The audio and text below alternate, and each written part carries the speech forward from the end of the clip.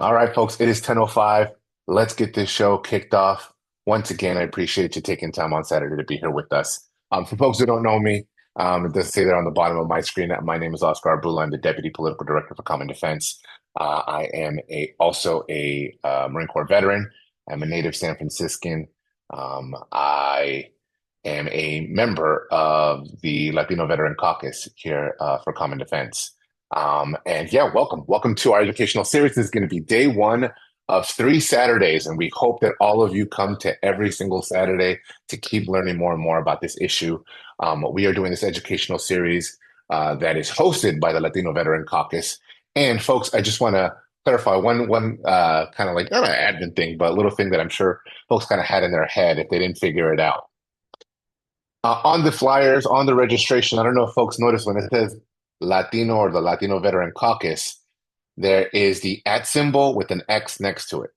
Now, for folks here who have been or have heard the discussion over the last maybe decade about using the word Latino or Latina, the feminine or the masculine, and the introduction of the using the non-gender specific with the X. In a conversation when the Latino Veteran Caucus kicked this thing off, we're like, hey, so how do we do this? How do we navigate this very first daunting conversation right away? And I think it might have been one of us who just, when we wrote something down, did that and incorporated it all. Because we definitely didn't want to start fighting and bickering over that.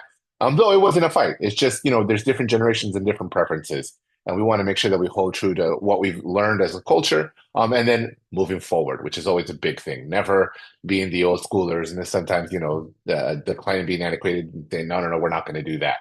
So we wanted to make sure that we included everybody. So when you see that in our title, it's the Latino, you can say Latina, and you can say Latinx through all those three. So I wanted to get that one first and clear out the way. So appreciate everybody with that.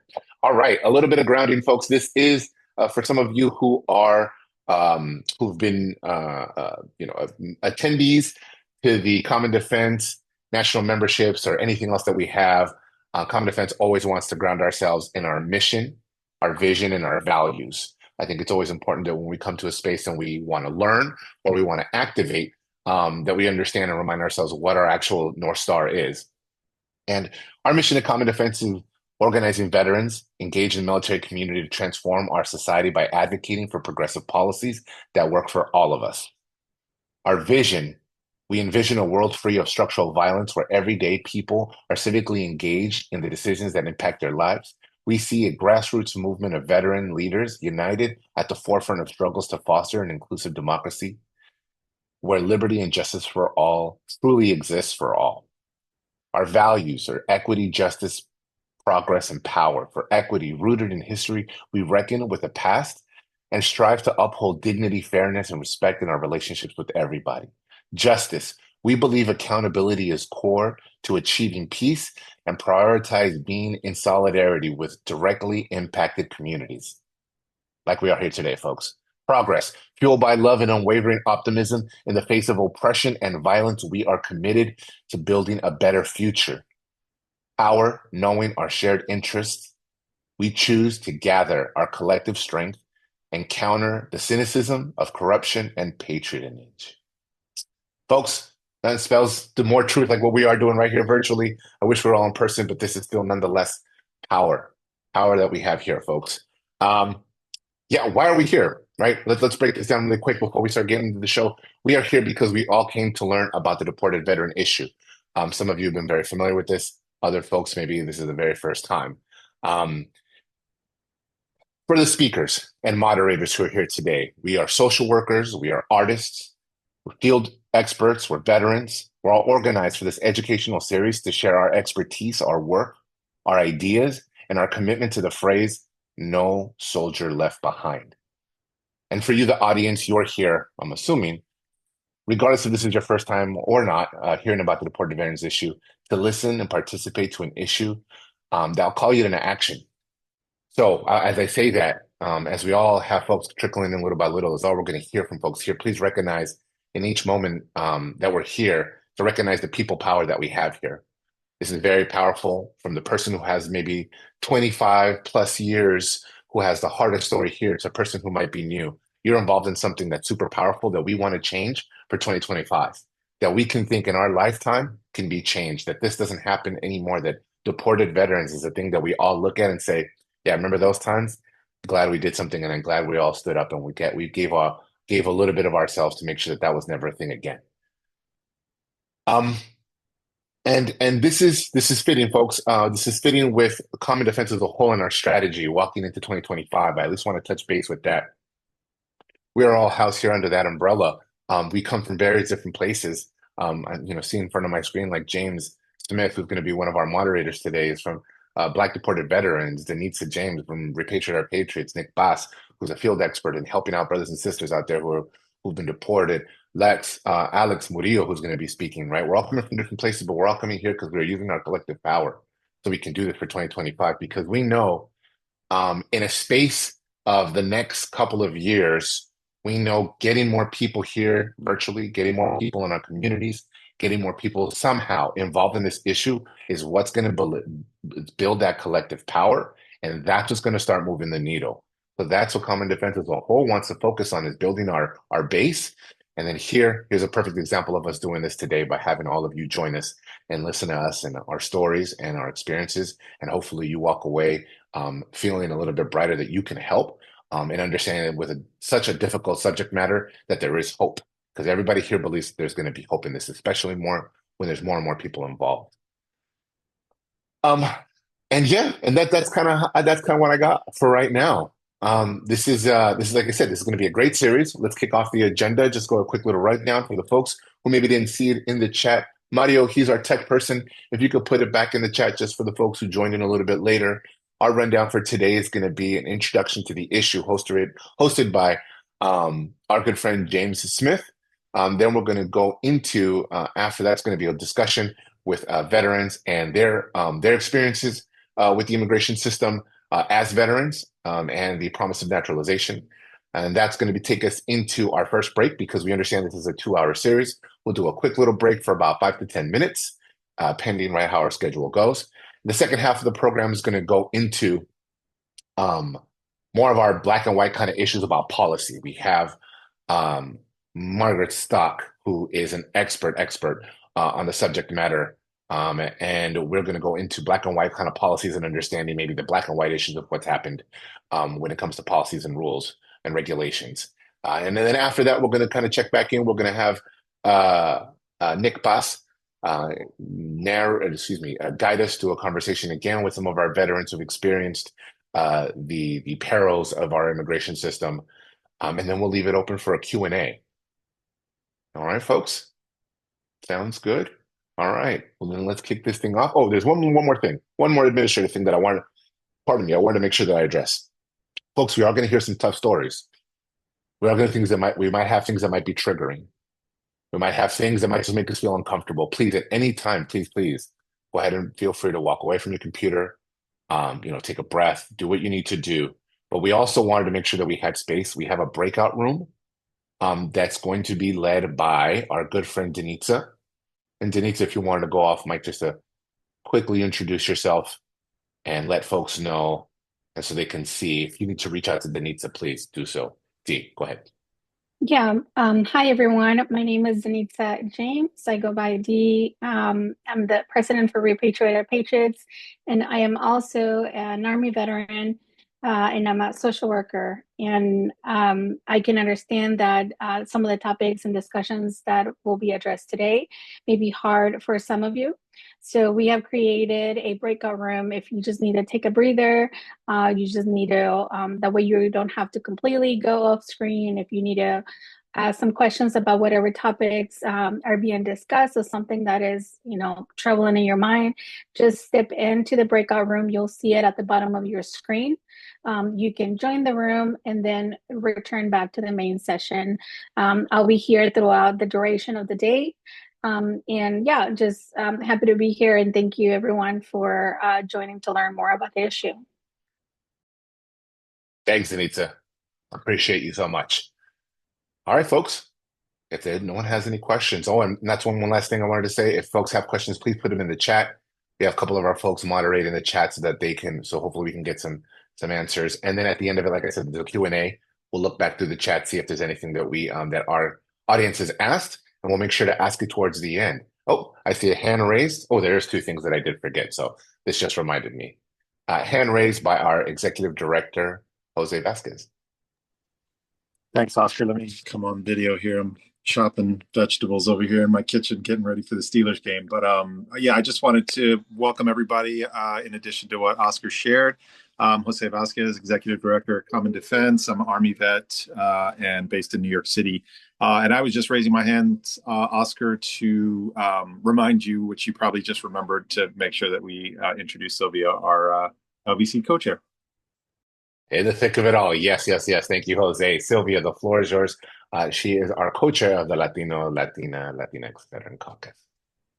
Thank you very much. I really appreciate it. Like I said, I'm really excited to hear about all these stories because our veterans, deported veterans, are more vulnerable than ever before, and we really need to figure out a way to support and help and change this problem. I'm really glad that everybody's here, and thank you for attending.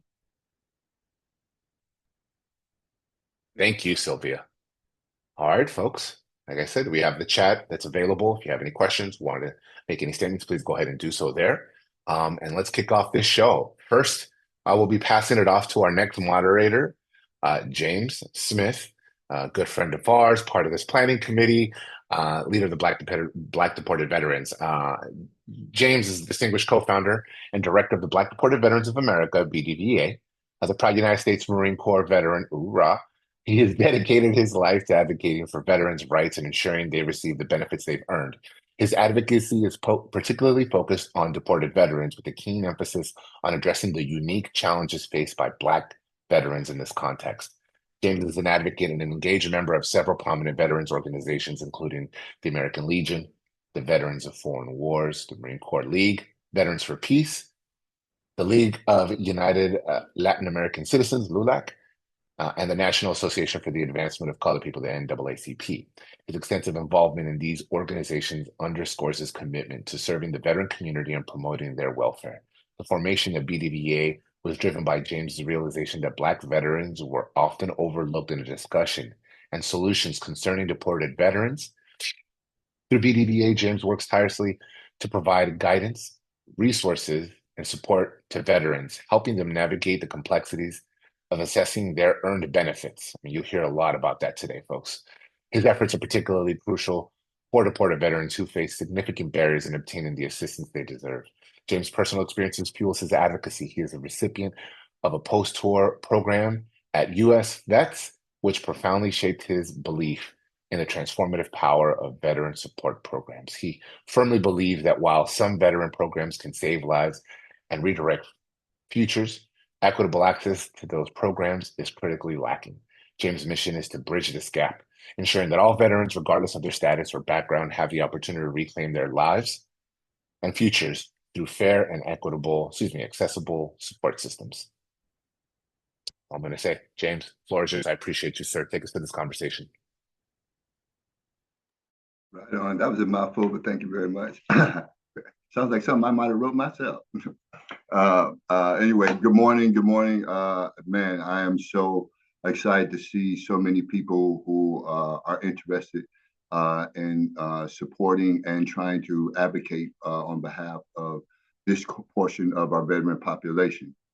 So let's get right into what is a deported veteran and how did we get here? A deported veteran is a brother or sister in arms that has been removed or exiled from the United States. Now, there are some veterans that have been refused re-entry to the United States, and they tend to fall, under this narrative, or also as veterans in exile. But that is basically what a deported veteran is a veteran of someone that has raised their hand, just like you and I, and chosen to support this country. The only difference was they weren't born here and they were removed from this country. Now, how did we get here? First, we must be honest and accurate. Naturalization in the military has been suspect for decades.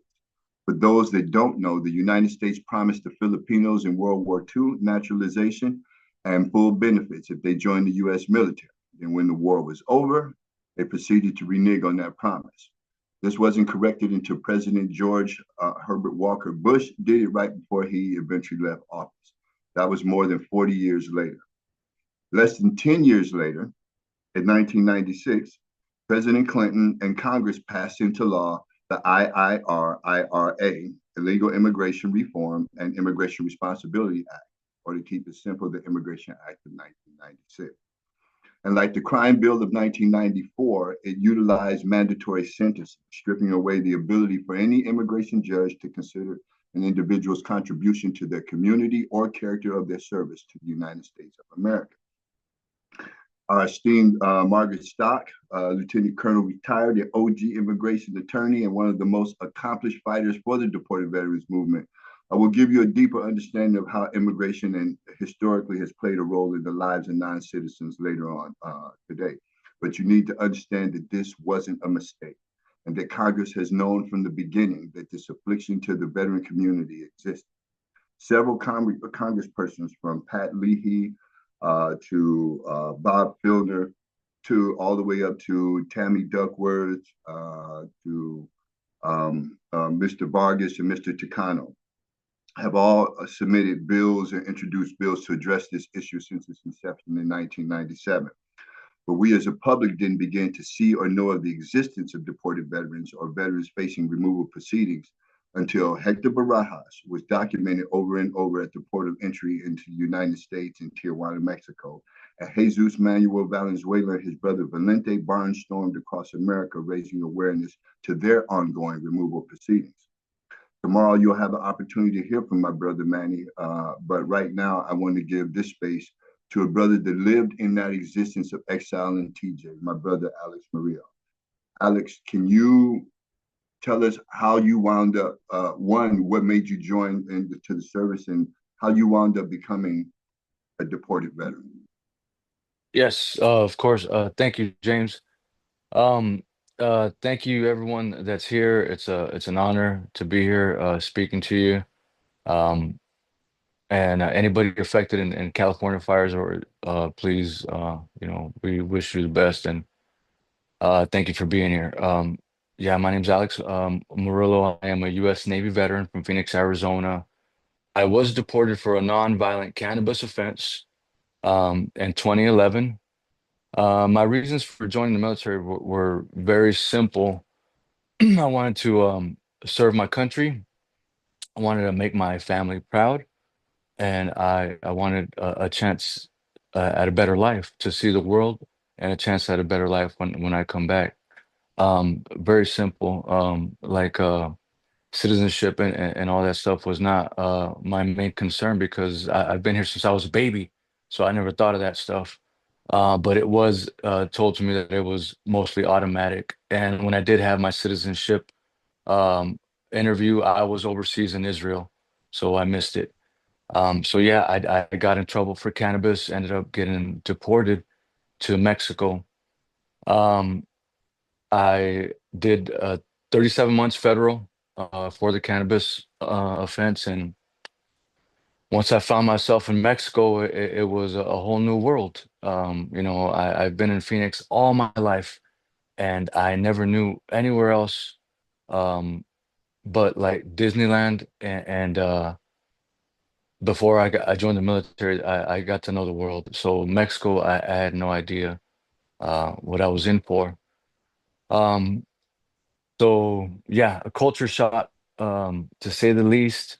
Was sent to through TJ in the middle of the night with nothing but my prison sweats, and it was really the whole way down. The whole way down, I was hoping they would stop the bus and let me out and say that they had made a mistake, but that didn't happen. And at the same time, I was thinking, I must be the worst soldier, the worst sailor, the worst veteran ever, because your country is kicking you out. So these two things were going through my head constantly. But yeah, it did happen, and they kicked me out, they exiled me, and come to find out, after I made my way to Rosarito from Nogales, which Nogales was not a very welcoming place for me as a veteran, and with all my Americanness, they did not like me there, and I'll keep it short, but yeah, I got it into, basically a fight with the whole neighborhood there. They did jumped me, and I ended up going to Rosarito, which and turned out to be, you know, a better way for me, anyways, and turned out to be history for me, anyways, because I found myself within that first week. A veteran knocked on my door. His name was Fabian Rebolledo, and he asked me if it was true that I was a deported veteran. I told him yes, and about 10 minutes later, another veteran came across the street from the Mongolian Grill. It was Hector Barajas, and he gave me a shirt. And from those, simple beginnings, there was seven of us at that time. And that's when the Deported Veteran Support House in Rosarito started. Yeah, from those very simple beginnings, now we're here, you know, from me thinking that I was the only one to them being seven of us to now we're here and we're fighting for veterans around the world that are in exile, and I don't want to go too much into the hardships that I went through right now, but man, it's hard. It is so hard to have your country kick you out. It's like a slap in the face and a stab in the back. As a veteran, it freaking hurts, man. And so yeah, we're in the fight right now, and after 11 years of advocacy, of being in Rosarito and TJ, of going to the border, of doing interviews and interviews and interviews and raising awareness on the internet and finding other veterans around the world. Finally, um, Jenny Pasquarella from the ACLU, SoCal, and Mary Hill from MDEF and Amanda Shaw, they got together on my case. And after 11 years of exile, they were able to help me with my cannabis case, and I am now home for 3 years now. It was my third Christmas home, and I am so blessed. But I don't want this to stop. We need to bring the rest of our brothers and sisters home.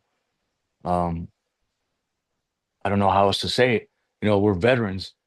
We deserve to be home. We know that we deserve to be home after our tour of duty. It's un-American to do this to our veterans. Again, we come from a country that says support the troops.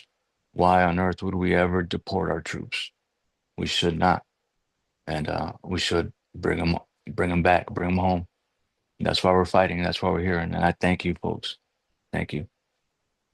Thank you, Alex, for sharing that, man. 11 years. That's a lot of persistence to keep at this, and so I hope our audience understands that this is a tough fight, and it's going to require the persistence that Alex exhibited in the process. As you heard that, and many of you probably heard that this got started. The movement, in a sense, got started down there, and there's been an overall picture in it. Now, the public that have been introduced to this through the media, whether it was in a news show or through a TV show like NCIS or through a documentary films like Ready for War or American Exile, the look of the deported veteran issue was overwhelmingly Hispanic. Tomorrow you'll meet Rob Young Walker, producer of another film, Bring Them Home, that will also show you a little bit difference. But that for some reason the other thing was to have been deported, you had to have committed the most heinous of crimes to be removed from this country. The next brother that comes up belies both of those theories. The idea that you had to commit a crime, the idea that you had to be Hispanic to be deported. I'd like to introduce to you my brother and co-founder of BDVA, Black Deported Veterans of America, David Bider. Good morning, David. Good morning, James. How you doing, bro? Good, good. Hey, listen. So, like Alex did, can you kind of share with us one, how you wound up joining the service, and then how you became a deported veteran? Well, thanks, James. First and foremost, I'd like to thank everyone here, Oscar and Common Defense at large for making this happen. So my story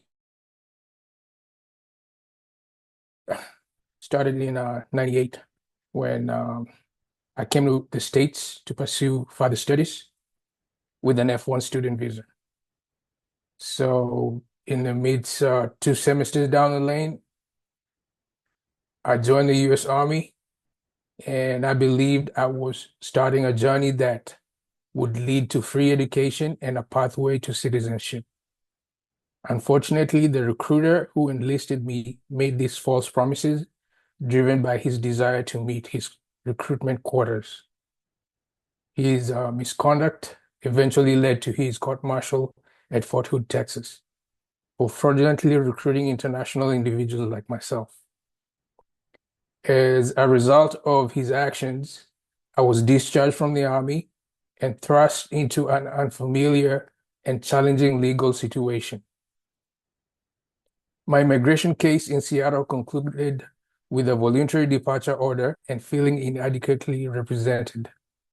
I sought help from an attorney in Dallas, Texas, who filed for my first naturalization application under Chapter 3, which is the military service during hostilities, which is the INA 329, as step I hoped would provide stability and a sense of belonging.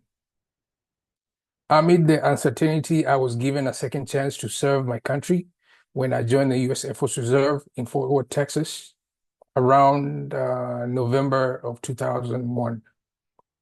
With renewal hope, I relied on my honorable discharge from the Army and my active naturalization application to guide me forward. However, the optimism was short-lived because ICE unexpectedly canceled my naturalization process before my interview, which led to the suddenness of my detention, which included a raid on my apartment in Irving, Texas, where they confiscated my military certifications, VA medical card, which left me disoriented and disheartened with the situation. Uh, they led to my detainment at Haskell Detention Center for 1 year before my deportation.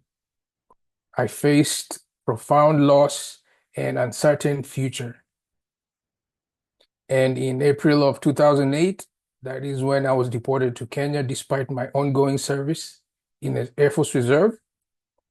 I had a clean criminal record and no felonies. Returning to Kenya brought a new set of challenges. The country's complex social and religious landscape, coupled with its historic of extremist violence, the bombing of the U.S. Embassy, clearly put me in a more vulnerable target, being a deported U.S. veteran.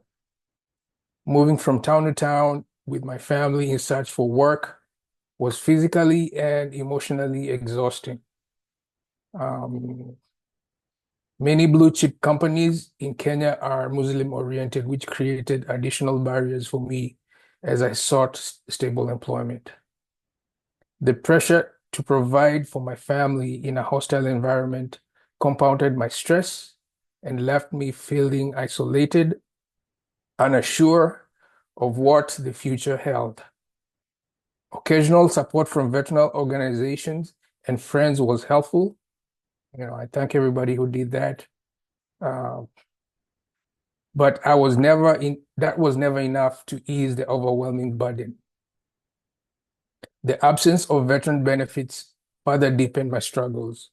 Support from the VA would have been a lifeline for a veteran like myself, helping me provide for my family and rebuild my situation, because I was really, really struggling.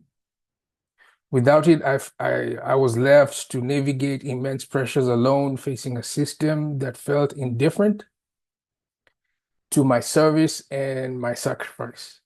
Despite these hardships, I remained determined to persevere, hold on to hope that my journey will one day lead to justice and recognition for all deported veterans who gave their best to serve a country they call home. I was deported for over 14 years, before I was paroled back to the United States around September of 2022. James? All right. Thank you very much, David. I appreciate that. So, um, I noticed you didn't mention, but you when they first separated you, you were separated with an honorable discharge from the Army the first time, correct? Also, then, right? Correct. Okay. Correct. Um, what I'd like for you guys to understand as you just got through listening to David is that the deportation of military veterans is not just a Hispanic thing. It has been documented that at least 53 countries have received veterans that have been deported. People of damn near every continent except the polar places. Cultures, religions, colors, this affects everyone. It's not even gender discriminant. It also affects women. It affects women as it did my sister, Laura Mesa. God bless you. Are you there, sis? I'm right here. How y'all doing? It's a God privilege bless to be you. here. First and foremost, God bless all of you. Thank you. God bless America, this great country, all the organizations, and everybody who's speaking up about this very serious and important and very, I want to say, kind of like degrading, and it's a social injustice because that's what it is. My name is Laura Meza. I'm 44 years old, an Army veteran, deported to Costa Rica. Uh, Back in 2009, I remember that day like it was yesterday. Uh, the second time I was separated from my family because the first I was 5 years old. In '85, well, no, 5 years old, we came back to the U.S., but I had been separated from my father for so many years, and I was my father's heart. He was my everything. He came to the U.S. for a better future and opportunities, and because we grew up in poverty. So, the dream of America was, go over there and work so you can build something for your family. It's a great country with great opportunities for people that are willing to go and work. So I was 3 years old, and I always had the dream of coming back to America and reuniting with my father. Me and my grandpa used to joke around and say, let's practice our English, because when you get over there, you're going to need to know how to speak English. So I would sit there and go, we just mimic and make words up and, pretend we were speaking English. So it's amazing to see nowadays how powerful the mind is and your faith. I used to pray to God. I wanted my family to reunite since I was little. And that's what happened. We came in '85 on a tourist visa. And when we came back here, I was happy to be here to see this great country. It was like a whole nother world to me because my country is different. The infrastructure, everything, this is a first world country. So just everything, the parks, the playgrounds. I mean, we didn't have all that in Costa Rica. So it was a very humble upbringing. To be able to go to local libraries and check out all the amazing, wonderful Dr. Seuss and all kinds of children's book that you wanted. That was just a great privilege. We would play, till the lightning bugs came out when we were little. The streets were definitely a little bit different than they are now, but that's a whole nother story, a whole nother topic in itself. Um, I joined the military because of two main Army core values, which is selflessness and duty, which was just part of my life since I was a little girl. I'm the three oldest sisters. I had to nurture and care and love for them since I was small. My parents worked very hard. My mom worked cleaning houses. My dad was a construction worker. So I was the one that had to make ends meet in the house. So I had to cook, clean since I was small, and take care of my sisters. So if it was, we all had eaten our chocolates, but I had another little piece right there. I always had to put my sisters before me because they were smaller, more vulnerable, and it was like they want it. I love them. They're gonna have it. You know what I mean? So it was always that type of thing. At 9 years old, I watched the movie Jesus of Nazareth, and that inspired me. When I saw him, I said, I want to be just like Jesus. I want to be that person that's selfless, that came to the world to teach love, unitedness, come together. Let's work together. Let's help each other. He came to serve. He was the son of God and King of Kings, but he came to teach us to love one another and to serve. That's his greatest commandment. Love God above everybody, of everything, put him first, and then love one another. If you do those two things, the world will be a better place. So after that, I was like, I want to be a hero. I want to be just like him. Even though he did all that he did, he still got treated badly. He got crucified. He gave his life for humanity. So it's like, it's kind of like with the military. I thought about all that. I had something happen in another job, felt like a failure, felt like, dang, I let my country down, my family, my community, my, my job, the place where I was working at 911 out. And then for a while, I wanted to be a police officer because I wanted to help people. So then after that, I ended up signing up for the military. Somebody told me about it. I said, this is a great way to redeem myself, sort of say, do something great for my country, things I believe in, duty, selflessness for this great country that I grew up in, that I love, that I call home. So it was very hard. When I joined the military, I was a victim of MST, military sexual trauma. Then shortly after that, I was faced with going to war and seeing what war is really like, getting bombed daily, mortar bombed in Balad Anaconda, and then later on the mass casualty in Al Nazaria was very hard because I saw so many injured people in one given moment. So it was very hard on my psyche. I didn't even know how to deal with the MST. I kind of just pushed it to the side. Grew up in the culture of silence where suck it up and drive on, but you put yourself in that predicament. So I didn't really understand what had happened to me. I was just stomaching it. And then it was hard to deal with the war and see all that.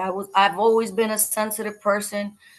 Seeing so many people injured was like really hard on my mind. I started having PTSD symptoms of being on edge. I couldn't sleep at night. I was hyper vigilant. I was running out in the desert 1, 2, 3 in the morning thinking I'm going to get bombed. I'm going to be ready. I started feeling like I was hallucinating because I wouldn't get sleep for days. Somebody told me, reach out, get some help. You need to talk to somebody. Sometimes I regret that because I said, if I would have just sucked it up and drive on, I would have finished my tour, probably became a dentist and done all the things I wanted to. But that's not the way it was. We can't go back and have regrets. I mean, we got to live with what we got right now.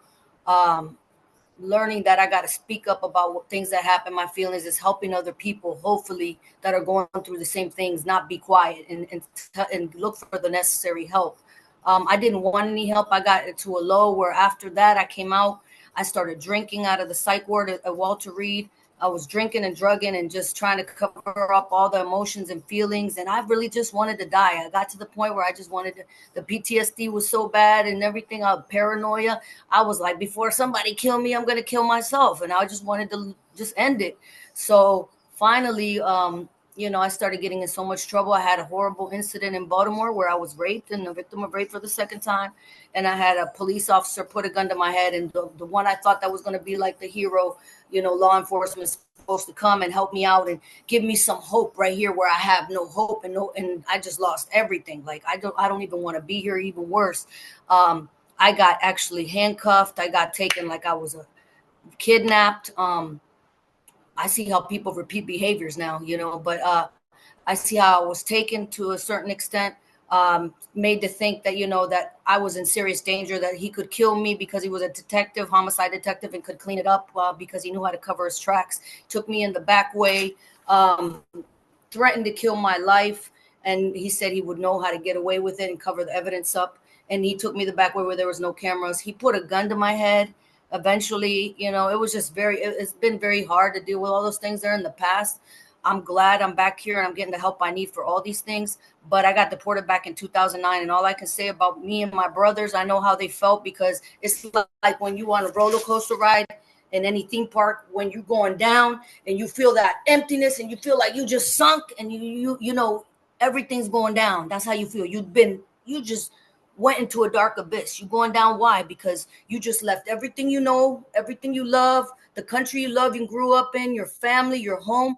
You have feelings of nostalgia, of failure, of grief and sadness, and even an identity crisis, like of belonging. Where do I belong? It was just so many issues and things I went through.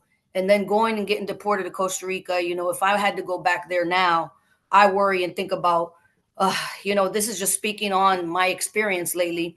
I'm in danger because I'm putting myself out there with some males in my neighborhood that happen to be very chauvinist.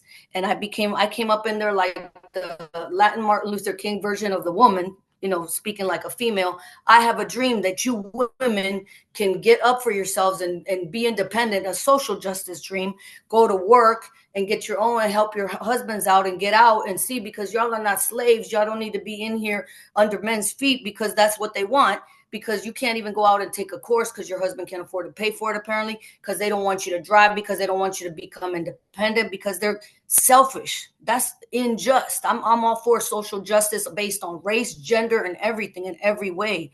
So I got all these guys that ran their sister out that sold me that farm, began and had killed her chickens and killed all that. I got one of my dogs killed. I got one of my dogs, Bella, shot in the face with a BB gun. They knew I had PTSD because of my story, and some of the females were friends with me on Facebook, so they found out I had PTSD and started throwing firecrackers at my house and near where my son slept, near the car where the car was parked in a garage next to his bedroom. So even though I was over there, and finally I was blessed and the U.S. helped me, Uncle Sam's been good to me, this country's been good to me, in the sense that I had, later on, I wrote a letter and I got my disability. I still, with the foreign medical program, I can't access the medical attention that I need here in the U.S., the dental and the medical. I can only access with the foreign medical program. I can go to a hospital and get attention just for the psych, for my service connected, which is just for the mental health, but I can't get any other type of medical or dental or any work that I've been getting. Like right now, I'm very grateful to the country, the Department of Veteran Affairs, the advocacy groups, and everybody here that I got a root canal done. I couldn't even tell because I didn't have a cavity. It didn't look like it was all internal. So if I wouldn't have been here, I would still be in the pain I was in for so many years, and no dentist could find it until I got here. And the dentist at the VA was able to recommend a specialist, an endodontist, and get me out of that pain. So I feel blessed to be back here. If I go back there, I fear all these things of going back to the lack of medical attention, dental, and also the neighbors that are very violent and dangerous. When they get drunk, they lose their mind and they beat their women and they do all kinds of crazy things and kill my animals, and I just don't want to go back there. I'm proud and happy to be an American, and I want to stay here in this country. And I hope we can help more people come back, because I know how they feel sitting there without their families, their loved ones in so many years, and things, memorable things that we'll cherish forever that we've lost, that can't be brought back. We're being not double jeopardy, it's quadruple jeopardy every day, daily jeopardy. Thank you. Thank Wow. you. Well, you guys have heard three different stories, and they're just microcosms of the thousands of stories of other veterans that are out there. It's kind of really hard to understand how much the people have been affected. One of the ways that we began to see or have that happen or be produced to us was through the University of California, Berkeley. They did a report. So our next guest is Professor Rose Carmen Goldberg, who oversaw this comprehensive report on deported veterans and some of the damages that have been inflicted. In March of 2024, they published, the Berkeley Law published the Broken Promises, How America Deports Its Veterans and Deprives Them of Healthcare and Benefits. Sister Rose, are you there? I'm here, James. All right, God bless. Thank you so much for coming in. You heard like some of their stories, and of course, you through your research, you talked to so many. What is it, besides what they share with you? What is it that most veterans have lost? What are the costs of deported veterans, being a deported veteran? Yeah, thank you, James. And first of all, I'm throwing a link to the report in the chat. I hope you all will check it out and share it widely. And also want to say I'm super honored to be here and really grateful for the stories being shared. I know they're really difficult.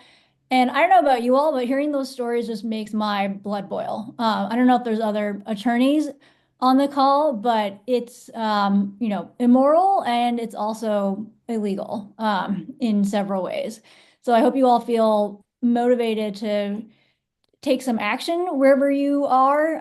Speak to your local government, your federal government representatives, get the news out about this. I have been in the veterans law space for over a decade now, and I didn't hear about deported veterans until a few years ago. So it's still a really under-recognized crisis.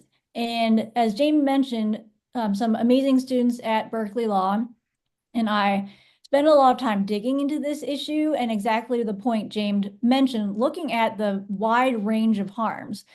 So as if being separated from your family, your friends, your job, a place where you speak the language, a country that you may have risked your life for, all of that. On top of that, to add insult to injury, when veterans are deported, they often cannot access the whole range of VA benefits that they earned and that they're still entitled to under the law. What some folks don't know is you as a veteran, you served your time, you're entitled to VA benefits regardless of citizenship and regardless of location. So on paper, it says everyone, can get these benefits. And as the VA recognizes, these are literally life-saving benefits. There's data that shows that being able to access VA healthcare prevents suicide, right? This is like a life or death issue we're talking about here. So on paper, the law says, yes, you earn this. We will not take this away from you.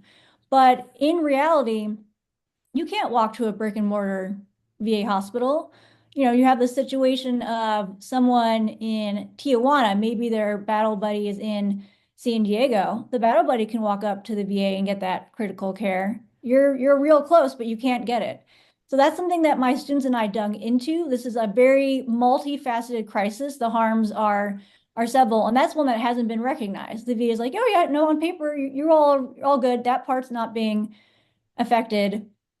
So in digging into that, Laura alluded to some of this, and I'm, so sorry to hear that you're one of the many who's been affected by this. Just to give some examples, so VA healthcare, you know, VA healthcare, in addition to being robust healthcare, it's very specialized. There are certain issues, health issues, that veterans may face that just can't be well treated by other providers. Other providers may not understand combat PTSD. They may not understand MST, military sexual trauma. The VA has specialists for these veteran-specific issues that you just simply cannot access if you can't go to a brick and mortar VA hospital. And as Laura alluded to, there's a really small program called the VA Foreign Medical Program called FMP, but it's super narrow. You can only get healthcare for conditions the VA has recognized are service connected, and that's a whole legal process in itself that can take years potentially to get the VA to say like, yes, your crippling back injury or whatever have you is part of your service. So even if you're lucky enough to have been getting that service connected recognition before you were deported, you can only get healthcare for those very narrow issues. And there often aren't specialists out there that can provide the tailored services. On top of that, another super critical VA benefit is disability benefits. If someone has a high level of disability from service, that can come out to more than $3,000 per month. That is literally life-changing. That can be the difference between being unhoused and being housed, which is the first step to a full and healthy life. So I've represented innumerable veterans. I've gone through all these processes a number of times. Even for veterans who are stateside, getting these disability benefits can take years. It can be really difficult. You need to get often your own medical expert, lots of supporting statements, and you need to go through an evaluation called a compensation and pension exam by the VA. But if you're out of the country and you can't get back and the VA is sending you letters saying, okay, we're going to do your compensation and pension exam to evaluate your condition, just come to San Diego. We'll do that for you. You can't get back. So that's another thing that, again, on paper, deported veterans are entitled to this, but in reality, it's often out of reach. And those are just some examples. And I encourage you all to check out the report. The amazing Berkeley Law students spoke with a whole number of veterans about their struggles in accessing these critical VA benefits. And there's many different things to rally around. So this is an additional one.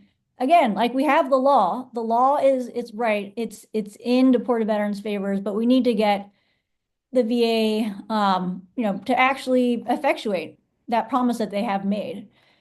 And on a little bit of a brighter side, there has been some progress as of late. And that is an initiative that the Biden administration started. So this goes back to February 2021, when the Biden administration signed an executive order essentially try to improve the immigration system, but it included a specific call out to improving the immigration system for military affiliated folks. And then fast forward a little bit, the thing that grew out of that is an initiative some folks call it MV or MVETS, but essentially it's an interagency initiative, partnership by VA, Department of Defense, Department of Homeland Security, and this launched in July 2021. And the goal there was, okay, let's roll up our sleeves. This is an all hands on deck problem, right? We need VA, we need DoD to actually try to nip this in the bud, right? If folks are naturalized on day one, this isn't going to be an issue. So DoD has a role to play too. VA, you need to actually fulfill your promises, right? You're saying this on paper. This is the law. You're not doing it. And Department of Homeland Security, you need to get your act in order in terms of, properly processing applications to get folks back in. So that has been a recent bright light.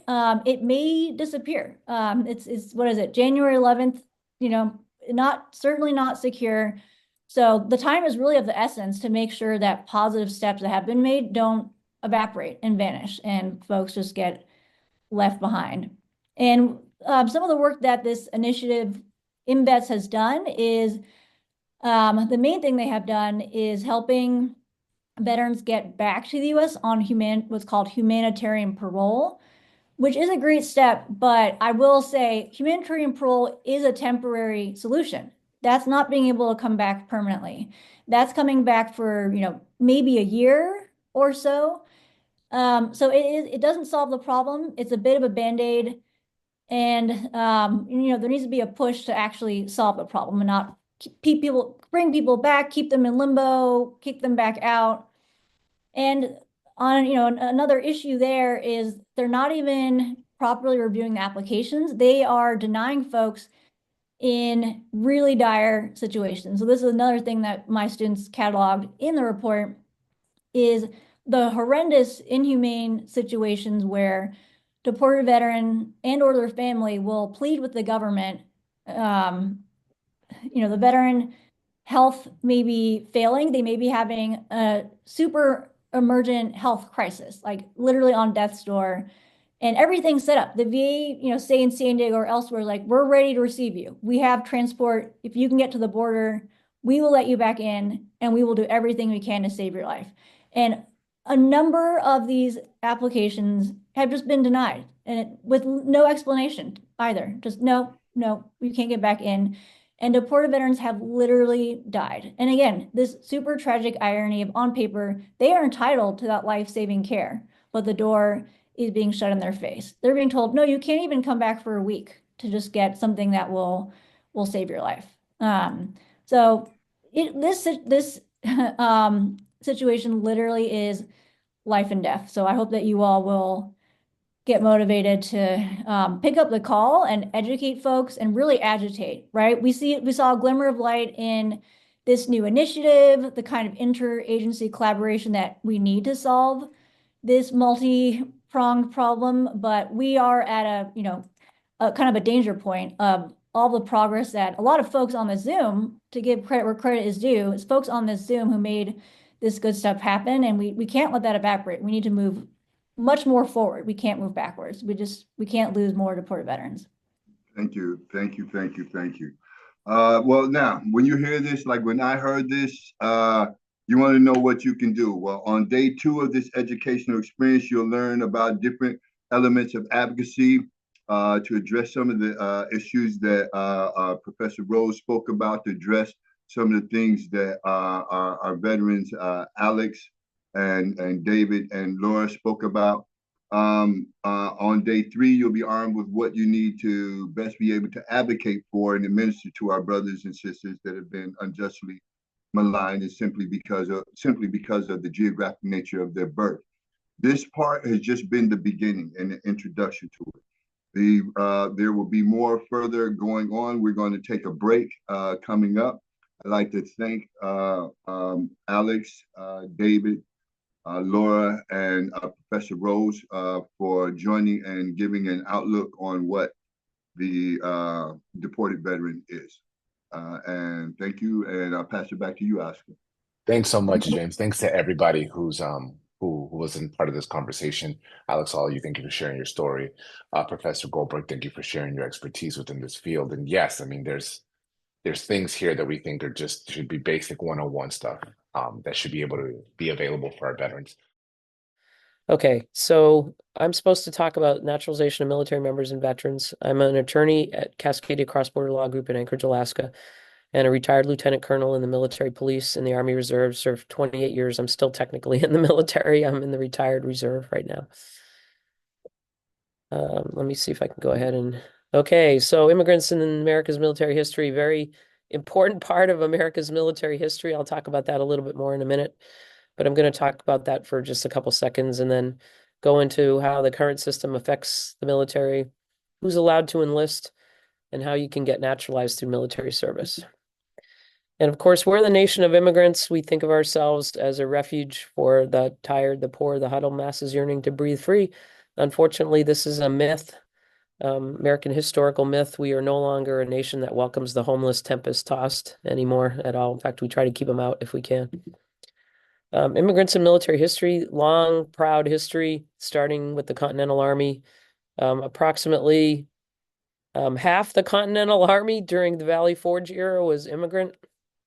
And so many of them were immigrants that when Baron von Steuben showed up at Valley Forge and was speaking in German, they told him he didn't need to translate into English any of his orders because all the troops could understand German. Because a lot of them were German immigrants in Pennsylvania who had joined the Continental Army. How do we know that? Because we know from the records of people who were captured by the British who was actually in the Continental Army, and there were just piles of immigrants. Then the Civil War for the Union was basically won by the large number of immigrants serving in the Union Army during the Civil War. There were also immigrants serving in the Confederate Army, but luckily the Union Army had more of them. That was a big part of the Union Army. There's a song that I really like to play for people. It's not politically correct. It's called Dixieland by Steve Earle, and it's about an Irish immigrant who was kicked out of Ireland for being a Fenian, which is an old term for terrorist. And he joined the Union Army and went to Gettysburg and fought against the South and won the Battle of Gettysburg as part of the 20th Maine. Kind of a famous story, but there's a good song about that you ought to listen to. And then immigrants continued to serve in the military post-Civil War era. They got their citizenship through military service. I have a great-grandfather who served. He's a native-born American, but he served in the U.S. Army in the late 1800s with Arthur MacArthur in the Philippines. And I've got his census record from the late 1800s. It's the page of the census record for his military unit that lists all the people in his military unit, and a bunch of them were immigrants. Italy, Mexico. Can you believe immigrants from Mexico were serving in the U.S. Army in the Philippines in the 1800s? Russia, Germany. His unit was just full of immigrants. In World War I, about 18% of the U.S. Army was made up of immigrants. That's what this book's about, The Long Way Home. It's called The Long Way Home because the immigrants were trying to escape from the Kaiser and other totalitarian rulers in Europe, and they would come to America and get drafted and turned into U.S. citizens and sent back to fight against their former countries. And that was kind of the standard MO in World War I with the U.S. military. They had basic training naturalization back then because they wanted to naturalize all the troops before they sent them overseas. World War II, same thing. They were naturalizing all the troops before they sent them back overseas. There's a book about that called Sons and Soldiers, and it's all about how the German Jewish refugees who came to America, what we would call undocumented immigrants, undocumented special immigrant juveniles is what we would call them today, got drafted into the U.S. Army, turned into citizens at basic training, and sent back to be part of the military intelligence units on the Western Front during World War II. And they were responsible for 60% of the actionable intelligence on the Western Front during World War II. Korean War, same thing, drafted people, sent them over to fight. The Vietnam War was pretty interesting because at that point, there were a lot of undocumented immigrants in America, but the men who were undocumented were subject to the draft. And they got drafted by the U.S. military and sent over to Vietnam without having any immigration status. And they were allowed to fight for the U.S. military without having any immigration status. And they could get their citizenship through military service. The most famous person to ever do this was a man named Al Rascone. Al Rascon was from Mexico. By his account, he crossed the Rio Grande on foot with his family when he was a child, and he was undocumented. But he got drafted during the Vietnam War, and he went over to Vietnam and served, and he got the Congressional Medal of Honor for his valor and service. And they let him naturalize through military service. And then later on, he was awarded the Congressional Medal of Honor and acknowledged for his service. And he got citizenship through military service. And then they made him the director of the draft, which I think is rather ironic. He was the director of selective service. But those are some of the stories. And of course, service of immigrants has continued to this day, although DOD has become increasingly anti-immigrant and has made it harder and harder for people to enlist if they're immigrants. Today in America, we have a pretty bad immigration situation. Mainly, I would blame Congress and our national leadership for making this mess that they've made. It didn't used to be that hard to get legal, but today it's very, very difficult for people to get green cards. And the system doesn't make any sense. It's arbitrary, capricious, and irrational. But we have a lot of undocumented, unauthorized immigrants in America today. Mostly it's because it's not their fault. Nobody wants to be illegal. We have backlogs and quotas for legal immigration. We have fewer people getting green cards, more people with precarious statuses that aren't really a green card, and a messed up immigration law that even the United States Supreme Court does not understand. So it's very difficult and complicated and doesn't make any sense. Everyone out there in the public who doesn't know anything about this thinks there's some path to citizenship that's really easy. You start off as an alien, a non-immigrant, or a non-citizen, and then you become a non-immigrant somehow, and then you get your green card, and then you become a citizen. It's supposed to be really easy if you just get in line and do this. The reality is it's not that easy. If you do qualify, though, it takes like 5 to 15 years to do this. Most people don't qualify. I like to show people this flowchart from Reason Magazine. This is the how to get a green card. And you'll notice the stop signs everywhere. And that's because most people don't qualify for a green card in the world. And if you do qualify, it's really difficult, and you probably need a lawyer and have to pay them thousands of dollars to get you a green card, and it'll take 5 to 15 years. But the people living in America today, a lot of people also don't understand this. There's native-born citizens, naturalized citizens, non-citizen nationals.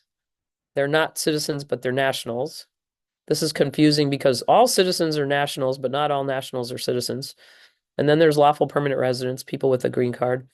Then there's a bunch of non-immigrant legal aliens who are legally here, but they don't have green cards. And then there's the crowd of unauthorized immigrants. Now, the government can't tell who's which all the time, and they can't tell by looking at you which one you are either. The blue box surrounds the people who are eligible to join the military right now. So right now, the only people eligible to join the military are native-born citizens, naturalized citizens, non-citizen nationals, and green card holders. They used to let non-immigrant legal aliens join, but they stopped that program under the Trump administration the last time Trump won. It was suspended under Obama, but then Trump permanently killed it. So today, if you want to get in the military, you got to have a green card. And when David, who spoke earlier, enlisted, you were required to have a green card to get in. You weren't allowed to come in as a foreign student. Today, we've got a huge percentage of the population that's foreign born. It's the highest since the pre-World War I era, and that's part of the reason why everybody's all in a fury about immigrants, because I think it's just socially difficult for people to comprehend that there's just this large number of foreign-born people in the population. But we've been there before, and this happened in American history before. This isn't anything new. When bad stuff happens in the world, people head for America. This has been going on since the dawn of the Republic, so it's not anything too new. But the military depends on these folks to meet enlistment goals. And this is the law that governs the enlistment. It was passed in 2006. Before this law passed, by the way, anybody could join the military in wartime by law, but not by regulation. So when I said David, when he came in, technically he wasn't eligible to enlist because DOD policy said you had to have a green card. He didn't have a green card. But the law says now a person can enlist only if they're a national of the U.S., and that includes citizens, because all citizens are also nationals, but not all nationals are citizens. And then an alien who is lawfully admitted for permanent residence, and that means somebody with a green card. And then there's an exception for 3 countries that have treaties with the U.S. These 3 countries are Micronesia, Republic of the Marshall Islands, and Palau. And those 3 countries have their citizens are allowed to enlist in any branch of the military if they want, because they don't have military armed forces in their countries. And the US military is pledged by treaty to defend those three countries as if it were the United States. So the people in those countries who want to join the military are allowed to join without restriction. They don't have to have a green card. They can just sign up for military, even if they're here on a visitor visa, whatever. But they can naturalize through military service as U.S. citizens if they want. A lot of them don't want to, but they can if they want. But we are pledged to defend them. So if you run into one of those folks, they're special. Micronesia, Marshall Islands, and Palau. Green card soldiers are very high quality soldiers. This has been documented. The Center for Naval Analysis last did a report November 2011. Interestingly, DoD doesn't want them to do another report because the DoD pitch today is that immigrants are bad and they don't want them in the military. So they don't want any more reports coming out. And they keep suppressing the draft reports that say that people are high quality. So the last report that came out was November 2011, and it said they were only 4% of enlisted accessions. That means 4% of people coming in. But they were far less likely to quit than the citizen recruits. And it's dramatic if you go look at the numbers. The green card soldiers are just much higher quality in terms of they're better behaved, less likely to get busted for anything, less likely to do drugs, less likely to have any kind of behavioral issues. They're just really high quality soldiers. So you're probably wondering how come they're only 4% when they're like 13.5% of the population? That's a total mismatch. Well, that's true, and that's why DoD has recruiting problems. DoD doesn't want immigrants in the military, and so they basically restrict them from enlisting. And they're 13.5% of the population, so they're going to have a recruiting problem. Just like if they decided they didn't want women in the military, they would have a recruiting problem because women are, about half the population or more. Or if they decided they didn't want Latinos in the military, they would have a recruiting problem because Latinos are a significant chunk of the population. But DoD has explicitly decided that they don't like immigrants and they want to try to keep them out. And they want to basically, they do it by requiring a green card, and you can't get a green card, so therefore you can't get in. So that keeps the accessions rate really low. So it's tiny percentage of the military. We know from the Mavney program that if they lifted the green card bar and let legal immigrants who didn't have green cards into the military, they would have no recruiting problem at all, no crisis in recruiting. They would have tons of high quality recruits. But DoD does not want that for political reasons. Okay, this is the law that currently applies, 8 United States Code 1440. It's also called INA 329 by immigration lawyers. The US Code sections have two different ways that you can refer to them. One is the INA reference and one is the code reference. And so 8 United States Code 1440 is INA 329, go figure. And this says anybody serving honorably in active duty status or as a member of the selected reserve during a wartime period as designated by the president can be naturalized whether or not he has been lawfully admitted to the United States for permanent residence. So this openly says that if you're an undocumented immigrant and you're serving in the military, you can get your citizenship as long as you served on an active duty status or in the selected reserve during a wartime period. Okay, so no green card required. You just got to be serving in the military in active duty or selected reserve. People always ask me, what's a selected reserve? That's the National Guard or the reserve components of the United States Armed Forces. And there's 6 components right now, or 6 branches: Army, Navy, Air Force, Marine Corps, Coast Guard, and Space Force. All of them have reserve components except for the Space Force. And the Air National Guard is part of the Air Force. Army National Guard is part of the Army, and those are also part of the selected reserve. So this is what the law says. And then the wartime military exception means you can go from being an alien, which is the statutory term. It's considered derogatory today, but basically going from a non-citizen, whether you're legal or illegal, to being a citizen in less than 6 months. You don't have to have a green card. You don't have to have any status. You can be deportable. It's basically a pretty good deal. So we're going to go through this pretty fast, but there's another law called 328. That's the peacetime military naturalization statute. That one only works if you have a green card. So it doesn't work for most deported vets because most deported vets don't have a green card.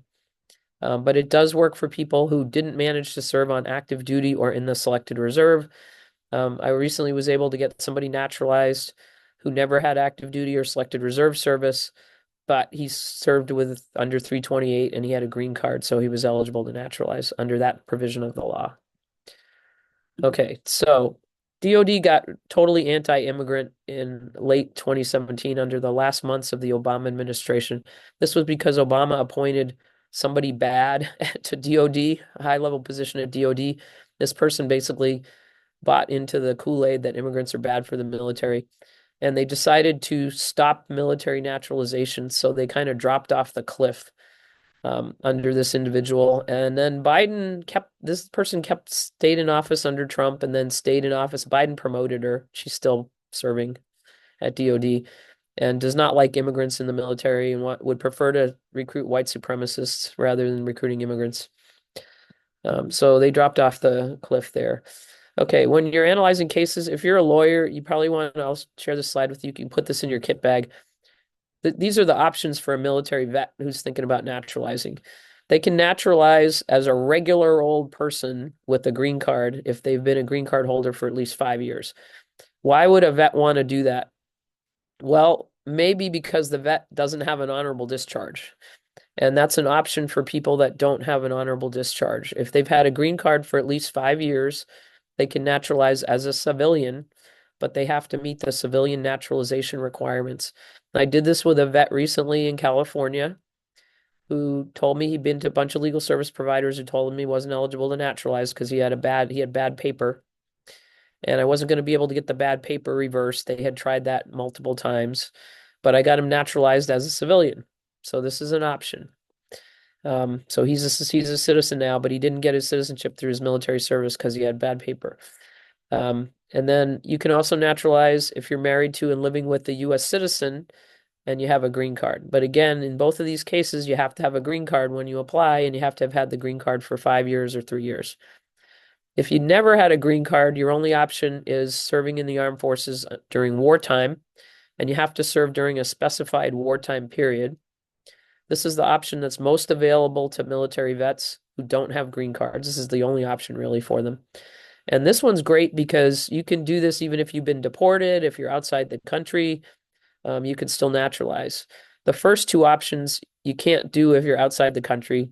You can't do if you lost your green card.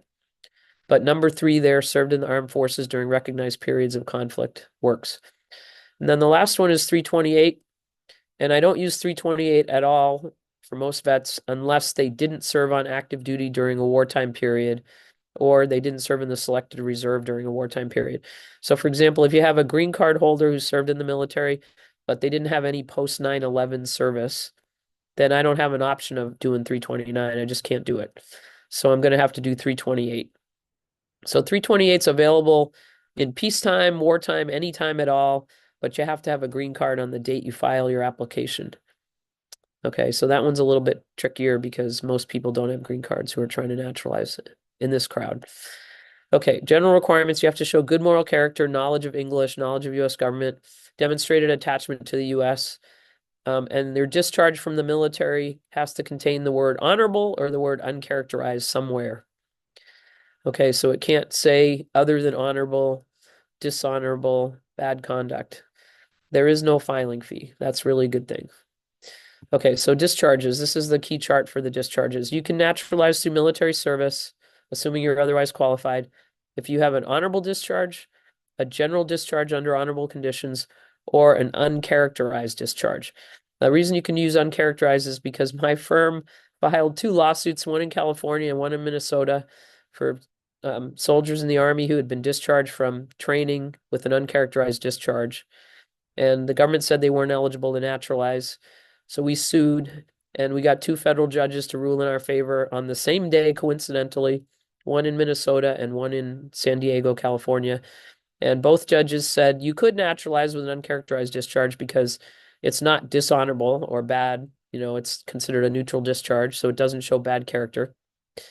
And interestingly, USCIS did not appeal either decision by the judge. They just decided to change their policy. So if you go on their website today, you'll see that they note that uncharacterized discharges make somebody eligible for naturalization. And they cite one of the cases that we won. They don't cite the other one. I'm not sure why, but they cite the one in Minnesota and say that the judge told them they have to do this. And they never appealed that decision, so it's set in stone now. across the country nationwide. Okay, if you get an other than honorable discharge, a bad conduct discharge, or dishonorable discharge, or if you're an officer, if you got a dismissal, but that's pretty rare because officers are supposed to be citizens, then you're not eligible to naturalize through military service. And the only option is to either upgrade your paper, get it up to general discharge under honorable conditions, or naturalize as a civilian with a green card. So you have to have a green card to do that. Naturalize as a civilian. Okay, and how do you figure this out? If you're not familiar with military records, you look at the DD-214 or other records. This has been a bone of contention with USCIS. They think everybody has a DD-214. If you'll notice by reading the terms at the top, a DD-214 is only a discharge from active duty. It is not a discharge from reserve service. And USCIS gets really confused about this. And I'm always lecturing them about me as an example. Okay, so I served for 28 years and I'm still in. I'm in the retired reserve. In my whole entire career, 28 years plus my 10 years of what being a retired person, um, I never got a DD-214 for any of that reserve service. The only time I ever got a DD-214 was when I was on active duty for 2.5 years and somebody bothered to give me one at that point. And I went on and off active duty as a reservist multiple times, all over the place, tons of active duty. And they never gave me a DD-214 because I was a reservist. They didn't care. They were just like, oh, that's too much trouble. We're not giving you a DD-214. So I don't have any DD-214 to document my military service at all.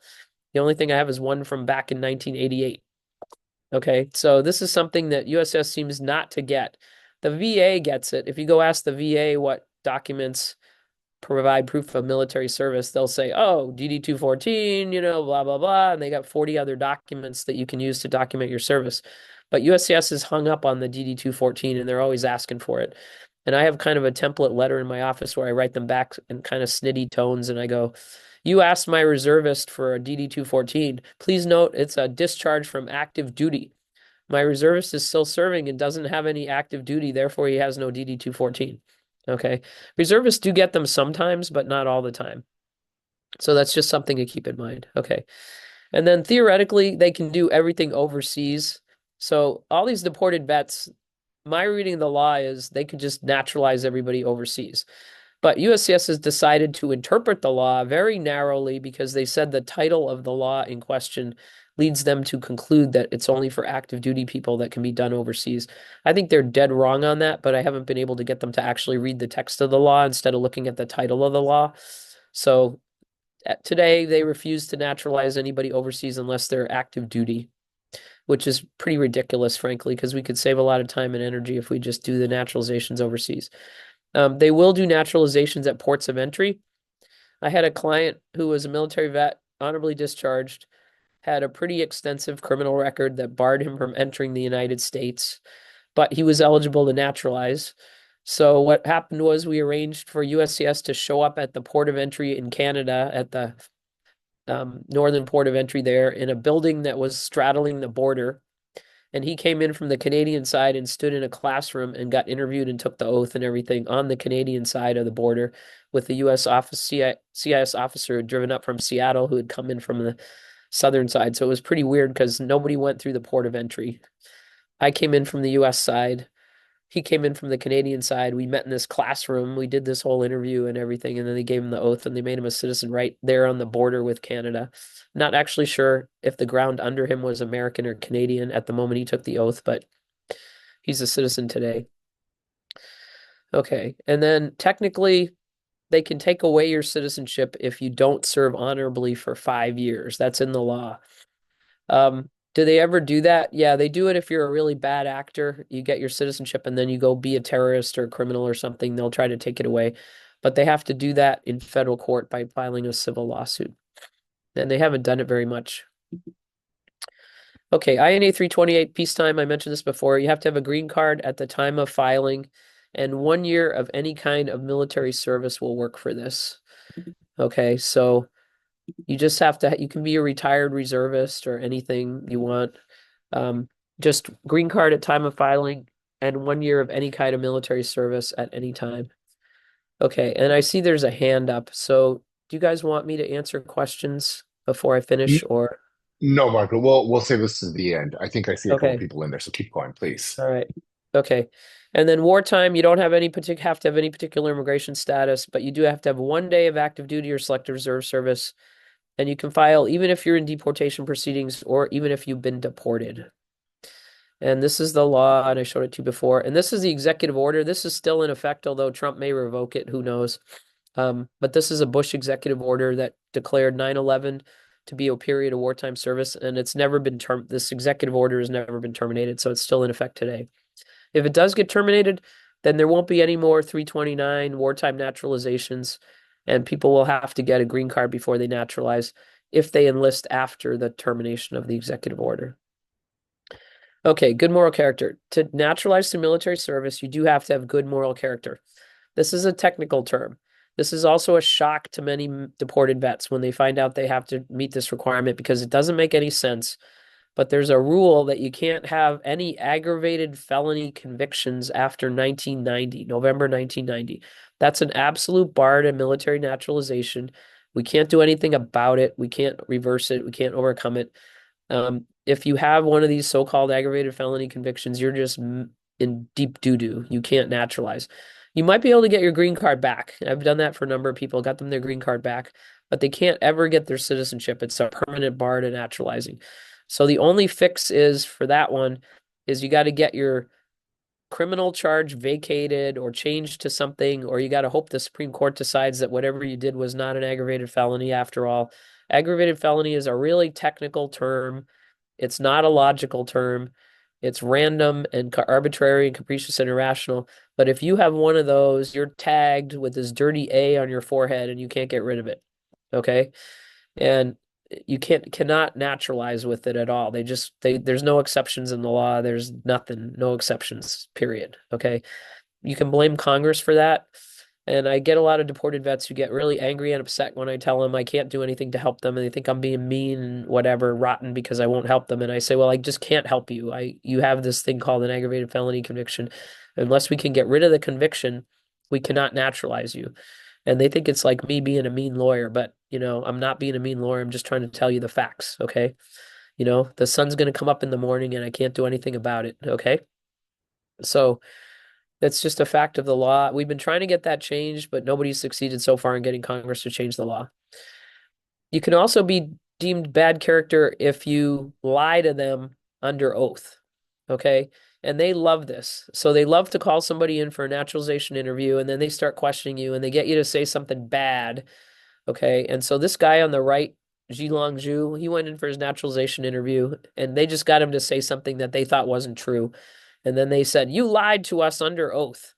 Okay. In his case, he said that he didn't know the fake university that DHS was running was a fake university. And they said, you're lying. You must have known our university was a fake university. And literally, the guy didn't know that, but they said, no, you're lying about that. They get military people for this all the time, and it's stupid stuff. This is a real denial decision on a military vet. They're denying him for lying under oath at his citizenship interview. What was he lying under oath for about? Well, he had these tickets that were really old that he forgot about. Okay, defective headlight, driving the wrong way, storing residential bulky waste longer than 7 days, and having a dilapidated accessory structure. Okay, and he apparently forgot about some of these and didn't admit them during the interview. So they're denying him for lying about this stupid, idiotic tickets. Okay, and I kid you not, this is an actual denial decision. I just cut and pasted it out of the denial because he came to me afterwards. Okay. Wacky. So what do you do with cases like this? You refile the case 1 year after the alleged lie, and this time you don't lie, you admit everything, and then you get naturalized. So you're just playing a game with USCIS, but usually you need a lawyer to do that. Okay, can this veteran naturalize? Everybody knows Hector, right? I hope everybody knows Hector. So this is the big question. Hector thought he couldn't naturalize. A bunch of people told him he couldn't naturalize. The government told him he couldn't naturalize. He came to talk to me. I said, Hector, I think you can naturalize. I think you're not an aggravated felon, but nobody knows that. So we're going to have to straighten that out. Okay. So then he got the ACLU involved. He had an honorable discharge. He wasn't a conscientious objector. He did have this criminal thing that they said was an aggravated felony, but it turned out it wasn't. And then to top it off, he also got like a pardon from the governor. So that was no longer a bar to naturalization, although people told Hector for years that he was not eligible to become a citizen. He's your example today. He's a citizen today.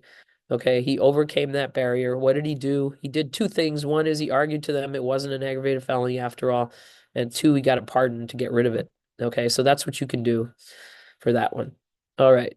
There's some processing issues. I'm just going to skip over these, but basically, they don't have to process your case fast anymore. They used to, but they don't anymore. So this is the procedure. You get your DD-214, you get your N-426 if you're still serving, DD-214 or other records, I should say. If you're a vet with the DD-214, you don't need an N-426 anymore. They eliminated that requirement. You file by mail or electronically. I highly encourage people to file electronically because you can do it anywhere in the world. Super easy. I do it on Zoom calls with vets all the time. I don't have to be in the same place with them. I just put them on a Zoom call. We share the screen. We file electronically. You have to do biometrics. Then you do an interview, test, oath ceremony, and if you get denied, you file a lawsuit and you sue them. Okay, DOD has made it harder for people to naturalize because they made it harder for people to get their N-426 certified, but that doesn't affect veterans. And then DOD is constantly trying to make it harder for people to naturalize through military service. Even now, they're trying to, the Biden administration is supporting an old Trump policy that Trump put in place back in 2017. They're appealing it to the circuit court, saying that DOD should be allowed to say whether you get to naturalize or not DHS. They want DOD to be the up or down, and that would be bad because DOD is like out of control and anti-immigrant. How do you get a veteran back into the country? If they are admissible to the United States, you can get them back in on a B-2 visa, which is a visitor visa. There's a Foreign Affairs manual provision that says people that are not inadmissible otherwise, and that's kind of complicated, but if they're basically have a clean record, they can come into the U.S. as a visitor specifically to pursue a military naturalization application. So that's helpful if you got a vet overseas who hadn't been deported and is otherwise admissible. Otherwise, you got to get parole from USCIS or CBP or somebody. All three of the agencies can give paroles out, but ICE and CBP and USCIS fight over constantly about who's allowed to give out paroles. All of them can do it legally. They just don't want to. And there's no more expedited citizenship anymore for military vets. Somebody earlier, speaker earlier mentioned MV. MV has been a big disappointment to me. I mean, I thought I was all excited about it when it came out, and for the first few years, it seemed to be trying really hard, but it sputtered and died now, from what I can tell. And I don't think Trump is gonna do anything with it. So you can still put in your request to them and see if it helps. But my experience with them lately has not been a positive one. I think they're just not. They don't care anymore. And then veterans' family members are eligible for immigration benefits, but I'm out of time, so I'm not going to talk about that. Okay, you can ask me later.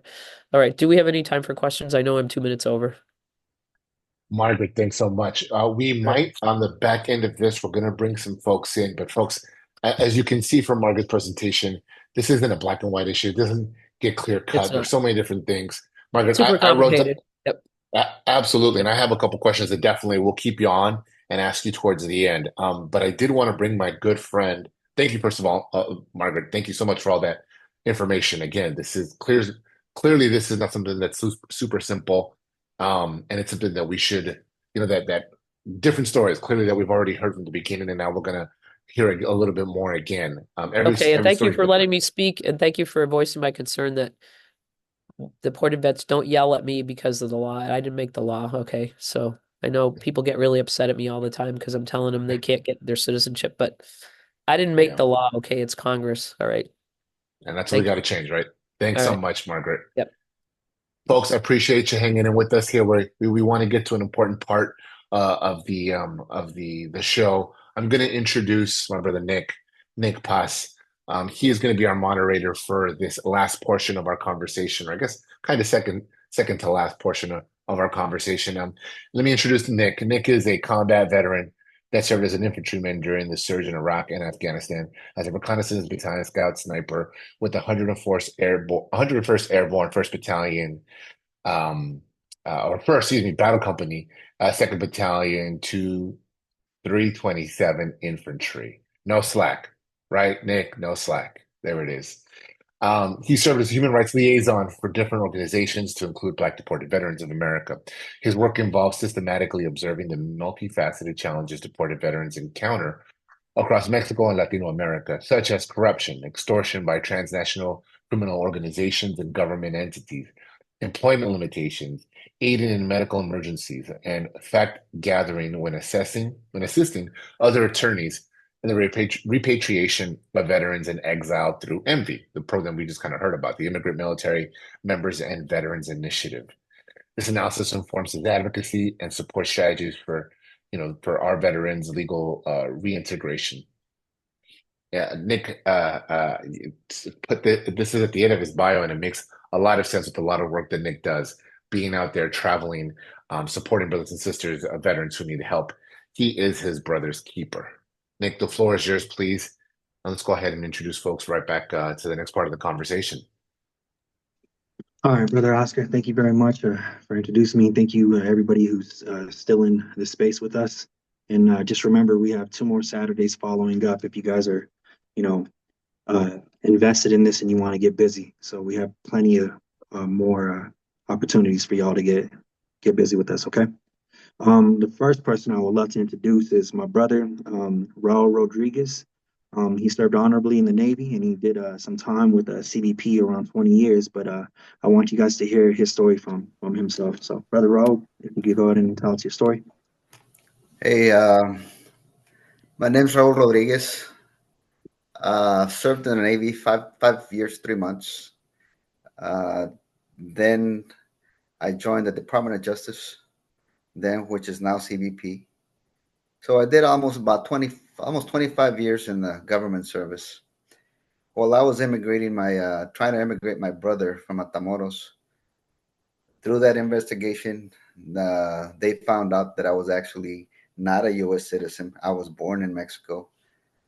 And they set me up for investigation. When I went for the first initial interview with the OIG, they presented me with a Mexican birth certificate, which I had never seen in my life.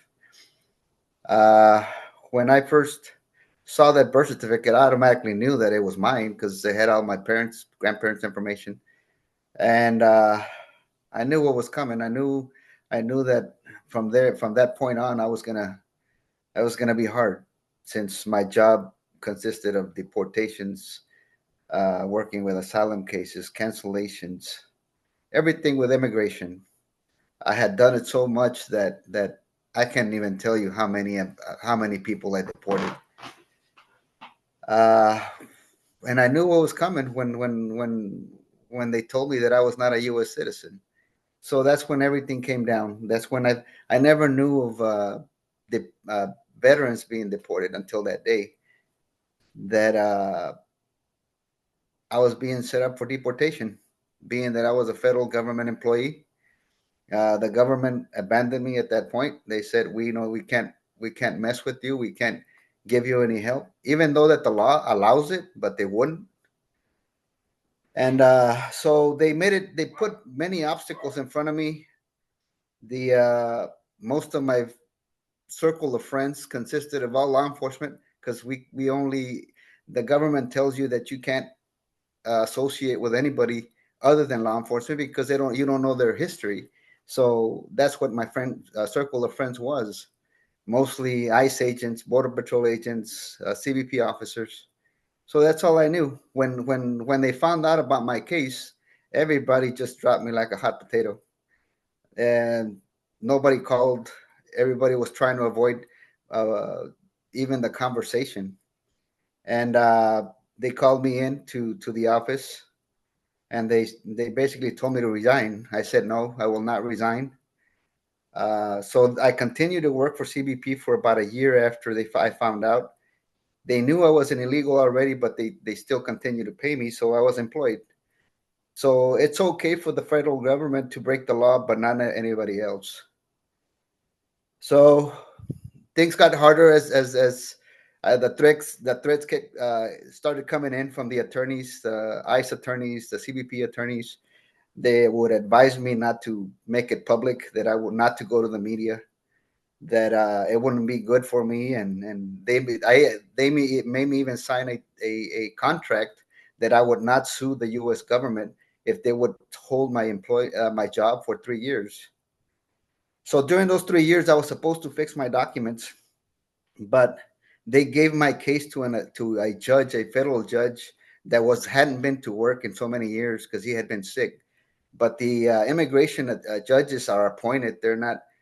They don't have the same rules as everybody else, so they can resign or retire anytime they want. But this guy decided to stay home and work and keep my case in his filing cabinet at home. So on the third year, they decide to release my file, and they they gave it to another judge. The other judge says, "No, I'm going to deport you." So they give us the opportunity to file with another judge. So we found another judge out of Dallas Fort Worth, and she couldn't when it only took about 5 minutes. She couldn't figure out what I had done wrong. I did everything for this country. I served in the military. Uh, I served with the U.S. With the Department of Justice.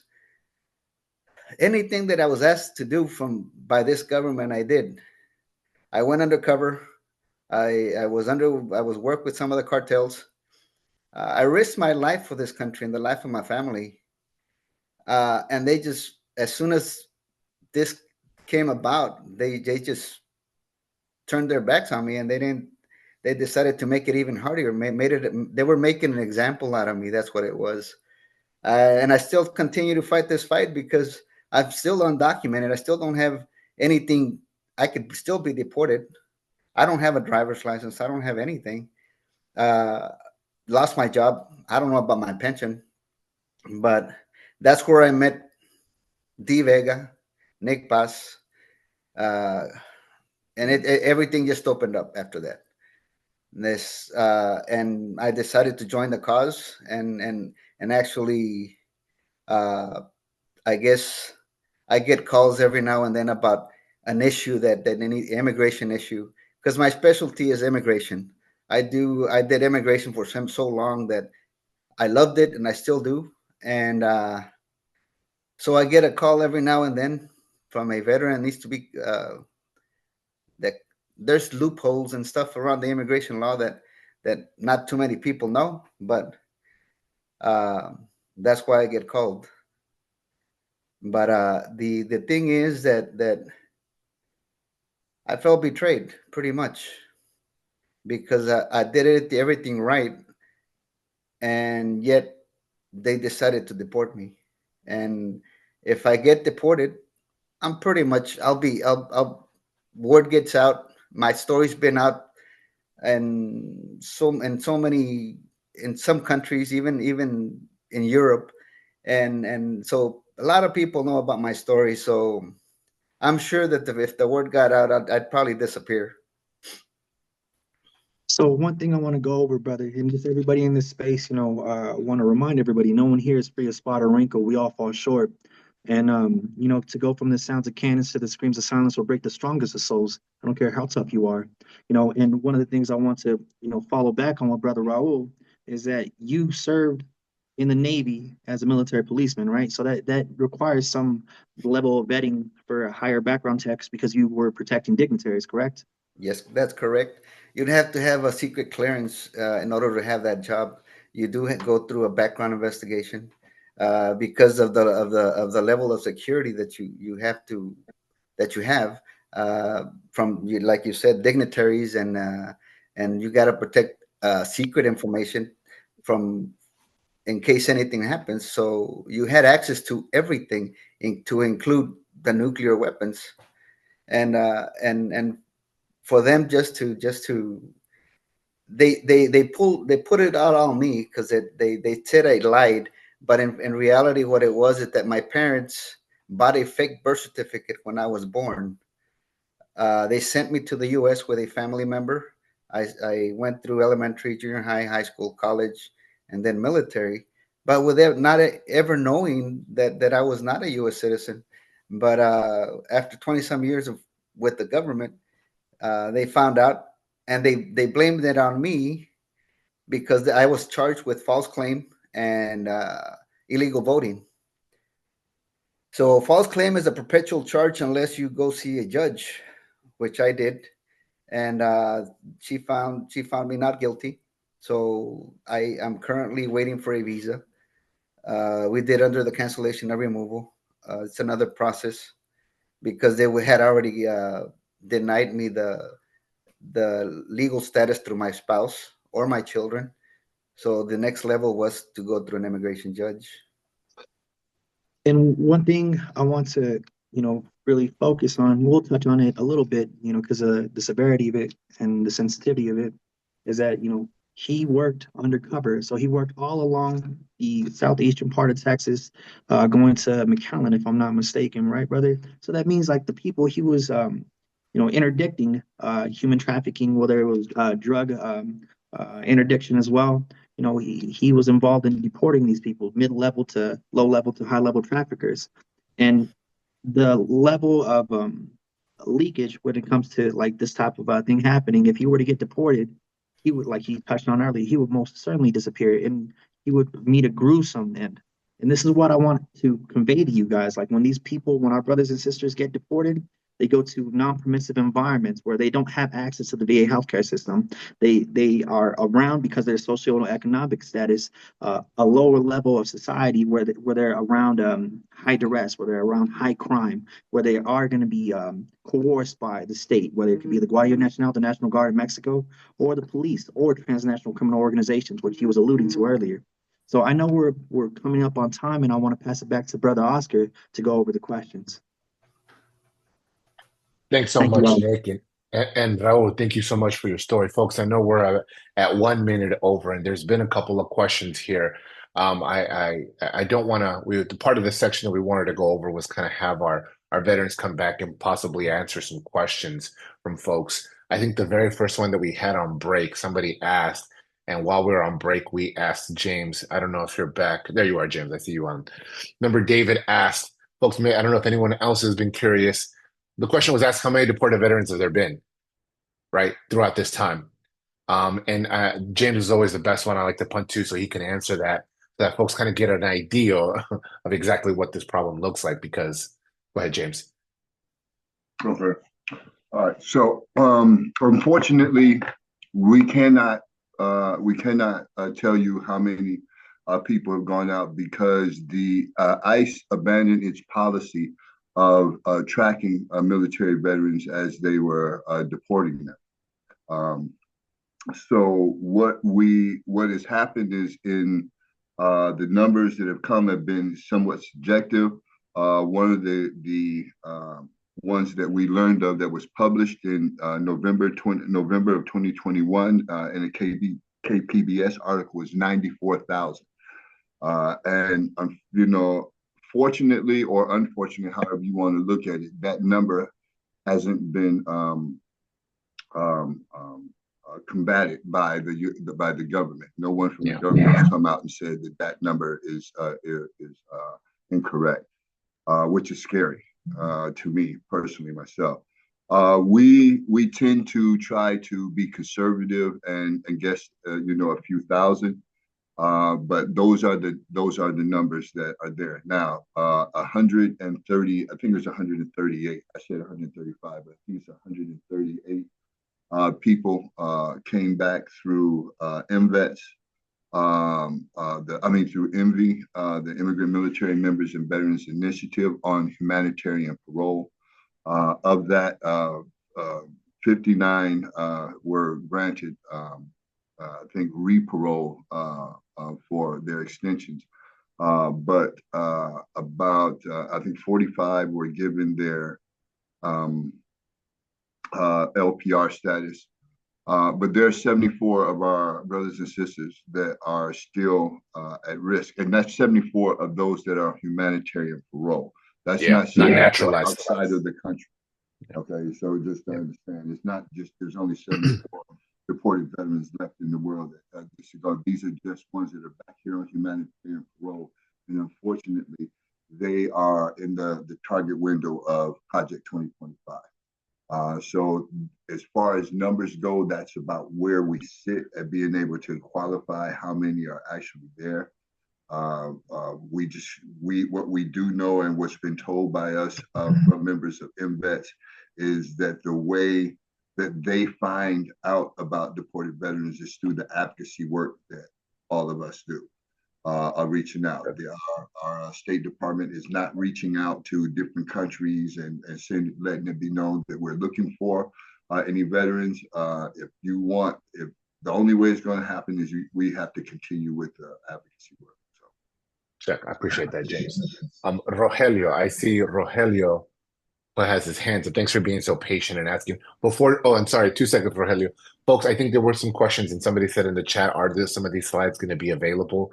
Yes, we are going to make sure that we email every participant who's registered all the information and a copy of the recording as well. So if there's information here, I know Margaret's section got pretty detailed, and so we want to make sure that we share that with everyone who participated. Rogelio, go ahead.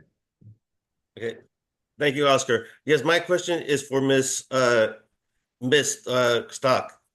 When you were going through your slides, it said that the U.S. does not do naturalizations. Are you talking about the ceremony? Because in 2010, when I was deployed to Afghanistan, I had a service member who was going through the process, and he actually had his ceremony in Kandahar, Afghanistan, while we were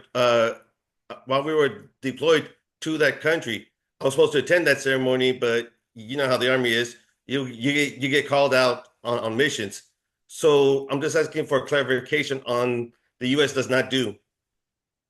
Okay, so I think you misheard me maybe because I was talking too fast, but I didn't say they don't do anything overseas anymore. What I said was they won't do ceremonies for veterans overseas, active duty only. Okay, and they are still doing stuff overseas for active duty. They also do them by video.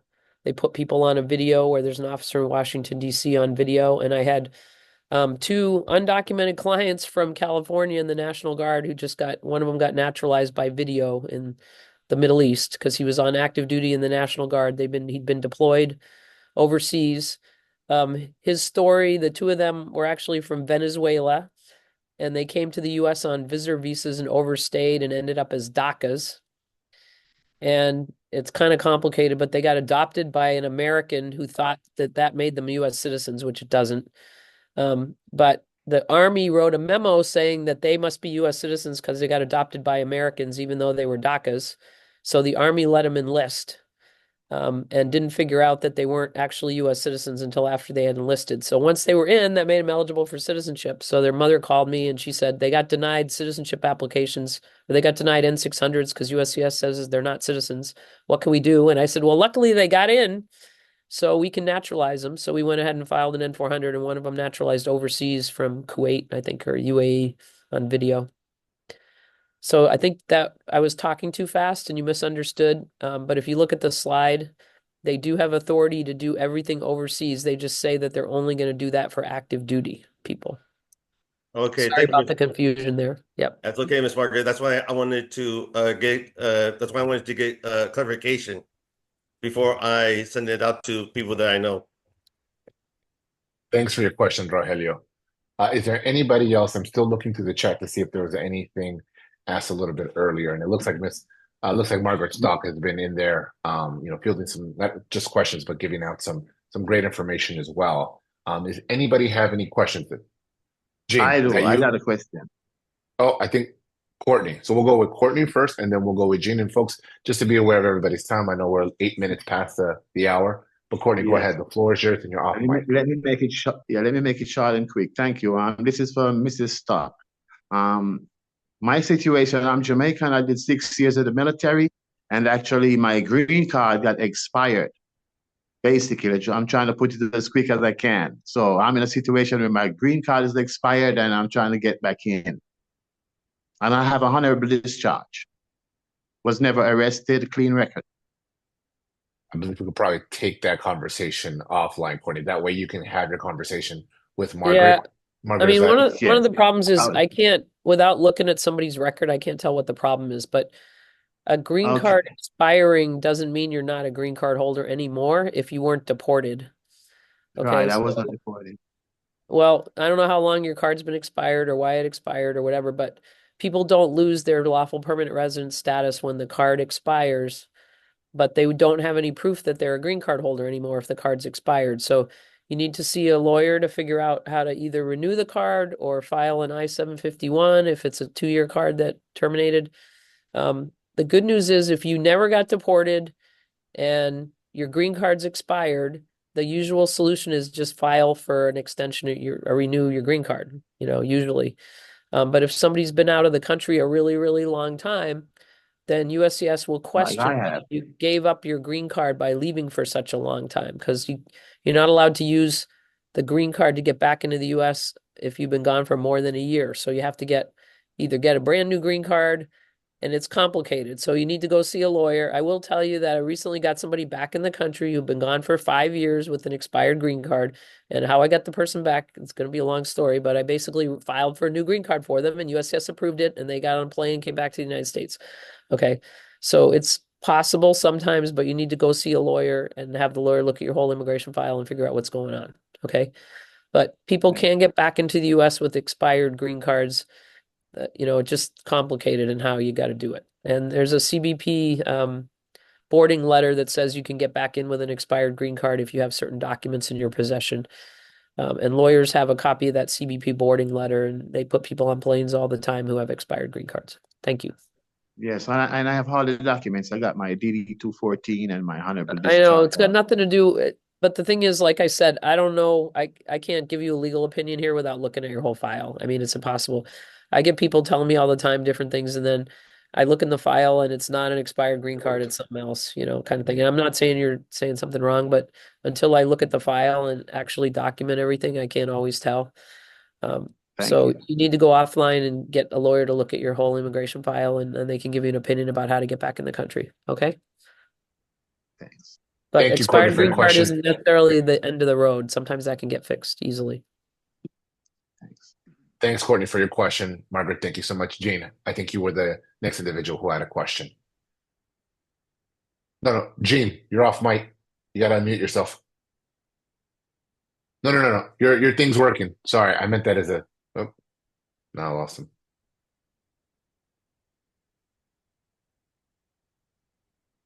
Okay, then I think we saw him pop off camera.